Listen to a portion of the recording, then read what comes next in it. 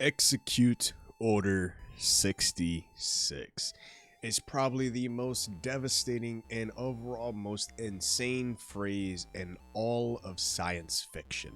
Hell, even in most media, it is outright the most known phrase in media, right? In Star Wars, Force Unleashed is probably one of my favorite Star Wars games. Following up with the original Battlefront 1 and Battlefront 2 back on the PS2 that I've played, back when it first dropped with, the early mid to late 2000s.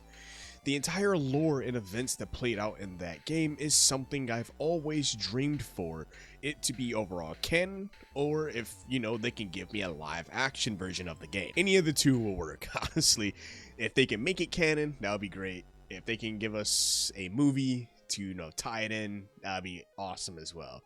But let's fast forward a few years later, actually a whole lot of years later, to 2019, and we finally get a new and an actually good Star Wars game. The remix from EA, Battlefront. Jokes aside, as well as something that is overall canon to the story, but rest in peace my boy Starkiller, as it seems like LucasArts, or now Disney to be exact, don't intend to make our boy any form of canon. But we actually got a new story and a brand new character to become more attached to, and as well as being on the other side of the Force. Star Wars Force Unleashed and Star Wars Fallen Order are quite similar to each other, both taking place after the infamous Order 66 was enacted. These two games allow you to play as a Jedi in Fallen Order and a Sith in Force Unleashed, and our main protagonist is Starkiller and Cal Kestis. Both of these main characters going through some great in-depth character development and taking us players on a journey with the events after Order 66 and seeing how bad the world has been since the overall fall of the Jedi Order, with Cal Kestis trying to restore said Jedi Order, and while Starkiller is basically getting rid of Jedi who escaped, almost an assassin to be say the least. These two games alone really helps bridge players into a different light on these grueling events. Today, we're deep diving into Jedi Fallen Order, a game that isn't just fantastic, but an cinematic masterpiece. Now, before you worry about spoilers, this video will be completely spoiler free. We'll be focusing on the elements that elevate Fallen Order into a visual and storytelling, and as well as gameplay that really overly excels this game to be one of my favorite cinematic masterpieces in the recent years of gaming. From the moment you start playing Fallen Order, you are just immediately immersed in a galaxy that is far, far away. The attention to detail and the graphics, character design, and environments is truly breathtaking. Every frame feels like a work of art, making it a visual feast for the eyes. The combat system in Jedi Fallen Order is nothing short of a spectacular, chef's kiss. This lightsaber battles are fluid, intense, and incredibly satisfying. Each swing of the lightsaber feels impactful, and the force powers add a whole new layer of strategy to the gameplay. But speaking on Fallen Order's combat, the combat is just more than just button mashing. It's a dance, or more like a lightsaber ballet. Every single parry, every single dodge, every blade duel feels very deliberate, or simply put, impactful. The developers clearly put a ton of weight into making each encounter feel like something straight out of a Star Wars movie. Fallen Order throws you right into the shoes of Cal Kestis, a young Jedi Padawan forced into hiding after Order 66. The gameplay combines elements of action and adventure, puzzle solving, and this Metroidvania exploration. Combat focuses on two main key things though. It focuses on lightsaber duel, battles, whatever you want to call it, and as well as the force abilities. Now, Cal utilizes various lightsaber stances for offense and defense when he's just, attacking and defending. Essentially, you have to master parrying and dodging And of course, you can always do the classical, you know, block the stormtroopers' bullets, and I love, I love that. Right? It's kind of cool just being able to do it. It just gives me back to the nostalgia of playing Force Unleashed, and then the parrying, which made me feel like this game was similar of a Souls-like. I don't want to put that as the tag, but the way that parrying saved my ass way too many times. And of course, you get that cool cinematic little scene when Cal is finishing off an opponent, as well as you do get to utilize the Force abilities. Now the Force abilities, you gradually unlock a range of Force powers, like Force Slow, once you cast it, the entire region that you cast it on is now slowed down. You can do the Force Push, you have the Force Pull, and those stay with you, and they actually help you. And this is where it becomes very Metroidvania. It actually helps you stay to go back into specific areas, but I'll get to that in a little bit of a second when we talk about the exploration. But the overall combat, it's actually pretty cool, fighting against a lot of enemies and trying to do like a mix up and mix your style up, and you know, have your lightsaber battle using a little bit of the Force to do it. Sometimes enemies have unblockables, and you can actually Force push them out to interrupt that unblockable, really making each battle to be a little bit of strategy and a little bit of planning as well to overall conquer a lot of these fights. Moving on over to exploration, like I said earlier, it is a Metroidvania inspired game. Planets like Zepho and Kashyyyk are very vast, interconnected environments. You will revisit these areas later in the game with new abilities and unlock previously inaccessible passages. This got a bit annoying at first, but once I understood it was more Metroidvania, like halfway through me playing the game, it then started to grow on me, and like now my mind was instantly clicked like, oh, explore every nook and cranny that I can try to get, open up the map, see, you know, if there's an area available so I can use my Force abilities to get past it. Like, you do get very rewarded, but we'll talk on that later. Platforming and the traversing the each location planet, you basically can utilize a Force to wall run. You can swing on vines, and like later on when you obtain Force pull, you can actually jump up, Force pull the vine to you, or the object in the hand that you want to swing on or you need to utilize. So there's many different ways to interconnectedly use the Force, and as well as, you know, platform and traverse. BD1, that's your droid. That is your boy, the droid companion that's going to be with you for all the thing. And I love that BD1 has his very own personality to himself. Like, there's a lot of funny bits with just him, and he just like zip, zip, zip, zip. He can also help you like hack different areas and reach different areas by like slicing and overcharging, so you can be able to explore more. So really having him upgraded as well will help you get a better exploration. And it really goes heavy on that Metroidvania, really helps with rewarding players for searching the planet entirely. And then when you are in your planet, you can actually pull up to see how much you have actually explored, and go on so on and so on, which will lead to what's the reward for actually doing all this exploration. Secrets and collectibles. The world is filled with hidden chests containing different lightsaber parts for the customizations, different ponchos for Cal.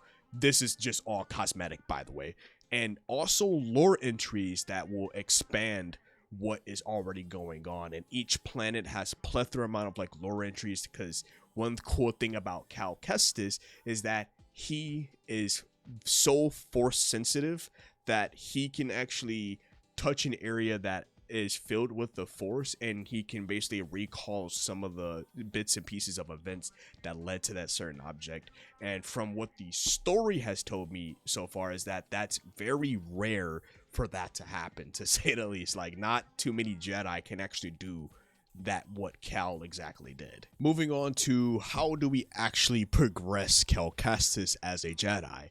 So there's the skill tree, which basically anytime you do something, you fight something, you complete a quest, whatever, do your objective, you basically get, once you level it up, you get a skill point, which will allow you to either A, put points into your lightsaber combat techniques, your Force abilities, and your health, like your overall survival as a character. Now, what I find pretty cool with that, like when you upgrade the lightsaber combat techniques, what essentially is what happened is you basically are obtaining new skills and new abilities and like new different like ways of flowing and different martial arts essentially to go along to help further improve your fights later on, basically opening up more options when you get to some of the more harder bosses in the game. Then you, of course, the force abilities, different ways that Cal can utilize the force. He can pick up multiple enemies. He can now have your force meter is now increased, or the max has been increased. The health upgrades or the survival aspect, basically it's between you and BD1, like how well can you survive attacks, moving your health upgrade. BD1 getting you extra stems to heal you, because like in this game you only get a max of 3 actually healing stems, so that actually gives me PTSD to Dark Souls. We also get the lightsaber customizations, collect lightsaber parts, modify your weapons look and feel, which I was in that. I would spend 5 minutes trying to customize my own lightsaber because I feel that is so cool. You can customize the hilt, the overall switch, you can between single and double bladed modes as well when you obtain that, of course, the different colors. So throughout your environment, you actually come across different like puzzles that require you to utilize the force powers that you have. And it took me, some of the puzzles, they weren't too difficult. Like they're quite easy to figure out, but it was like some where I had to like scratch my head. I'm like, wait, which do I even have the ability? Did I had to do like a little scuff things to get it to work? But there's different ways to like manipulate the objects and open up new pathways. But it's not just the gameplay though that really makes Jedi Fallen Order a masterpiece. Now, the storytelling, right? The storytelling is top notch, with a gripping narrative that really keeps you on the edge of your seat the whole way through. The characters are very well developed. The voice acting is superb. The music sets the perfect tone for each moment. Like I said in the beginning of the video, the events of Fallen Order takes place in between episode 2, episode 3 of the Star Wars movie franchise. Now, seemingly, the story picks up 5 years after the Great Jedi Purge, or more commonly known as Order 66. Cal Kestis is 18 years old and still a Jedi Padawan in hiding. Cal goes on a quest to find a list of Force-sensitive children across the galaxy to help restore the Jedi Order, and of course, while trying to fight back the Empire, and as well as the Inquisitors, which is pretty much people you fight. Like you fight the Inquisitors, which they're very difficult boss fights to say the least. Now, bear with me here. Bear with me here when I say like this is headcanon, right? I don't know if you noticed, but I've been comparing the two of these goddamn games in between. But this is headcanon, right? In Force Unleashed, during this same time or similar like time period, to say the least, Starkiller would be around maybe 20 years old during this time, since the Purge, he was only a child as well. Same thing like Cal Kestis. He was actually there when Order 66 comes about, right? So that really, and it's not too big of a spoiler to say the least, but it's just, if we're going with timelines, he was a child during the Purge and Starkiller was a child during the Purge as well. A reason I keep putting these two in the same categories for how similar the story is to Force Unleashed in a way to make certain events canon. Fallen Order tells its story not through just the dialogue, but overall stunning visuals and set pieces. From the lightsaber duels to awesome chase sequences, the game constantly throws you headfirst into the action. You don't just watch Cal's journey, you experience it.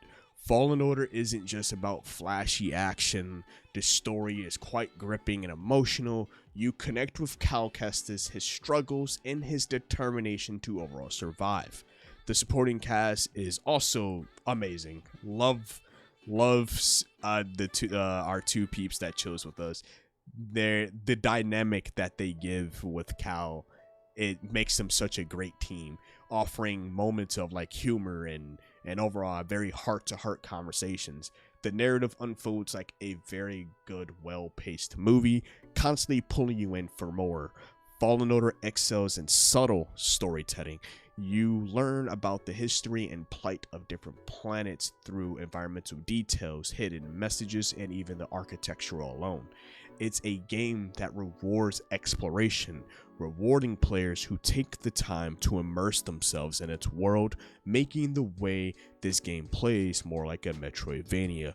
With an intricate combat system and platforming elements, the game delves into the dark times under the Empire's rule, showcasing the dangers faced by those who oppose them. And much of the game's lore and backstory is revealed through environmental storytelling and exploration, encouraging players to delve deep into the world. But Fallen Order worlds aren't just battlegrounds though, they're living, breathing ecosystems as well, which gives me to talk about the visuals. I can say this, we explore some amazing planets, very beautiful planets, from the lush overgrown forests of Kashyyyk, these ancient crumbling temples, and mountains and water-rich worlds like Zepho. Every location is meticulously crafted, oozing with atmosphere and detail to each world. It feels like you stepped right into a Star Wars movie set. Character models are highly detailed, with Cal Kestis' expressions and lightsaber form truly coming through during combat. Lighting effects are top-notch, the flickering lightsabers casting dynamic shadows and sunlight filtering beautifully through dense foliage. Whether you're gazing up at a towering, alien structure bathed in the glow of a sunset, and this game looks quite amazing. Like, I always stop and I would definitely like Bogano. Hopefully I'm saying that right. But the world where you get the Force sensitive children's list, or attempting to find it, to say the least. The way I stop and I actually just look at the sunset and just watch it. It's just like, this game is so beautiful. It is absolutely amazing. Fallen Order is a visual feast for literally all Star Wars fans. But the visuals do help bring the game to life, but the audio is what really truly bring players along for the ride. This game's sound design is absolutely phenomenal. The iconic lightsaber hum, the monster creatures roaring in the background, the subtle hum of a machinery in the Imperial facilities. Every sound effect is literally layered and has purpose behind each layer. It adds a whole new dimension to the storytelling, pulling you even deeper into the world. The score for the music in Fallen Order is phenomenal as well. It perfectly captures the essence of Star Wars, with the soaring melodies that build tension during fights and melancholic pieces that underscore emotional moments. It's a score that elevates the game's atmosphere and makes every moment feel truly epic. And the alien dudes, the alien creatures, they holler and screech and roar with this very chilling detail. BD1's beeps and whirs, all that good stuff becomes very familiar, and it's like he's with you and we're all going on this adventure together. The sound team expertly balanced nostalgia with a brand new innovation, incorporating classic Star Wars sound effects while crafting this unique, very auditorial experience for these new locations and creatures. Every aspect of this game, from the jungles of Zepho to the industrial depths of Bogano, it's heavily imbued with a distinct sound that pulls you deeper into that world. But Jedi Fallen Order isn't just a great game, it's a cinematic experience. The developers have crafted a world that feels ripped straight from the big screen, with stunning visuals, immersive sound design, and action sequences that will leave you breathless. I will just say the entire 8 and some change hours of that game that I played, as well as I beat as well, was just absolutely phenomenal. Made me more hyped to actually play the sequel. I'm like, I can't wait to get my hands on the sequel. I still wish Force Unleashed could make a return or become canon or even get a movie, But after playing Fallen Order, I will say Cal Kestis can really take the mantle and push the video game Star Wars cinematic universe to new heights. I will be playing Jedi Survivor to see how the story continues, but I just needed to express Fallen Order is an absolute masterpiece, and it's a must play for any Star Wars fans, and a testament to the power of video games to tell stories that are truly cinematic. I know we did a deep dive into the far, far away galaxy, but I want to take you guys on an adventure into the wild, wild west and destroying vampires, because in Evil West, I have a video, I have a review. I want you to check it out here in the card right here. And as always, stay safe out there. It's been your host, KSD TV, here at Chaotic Inc., signing out. Peace.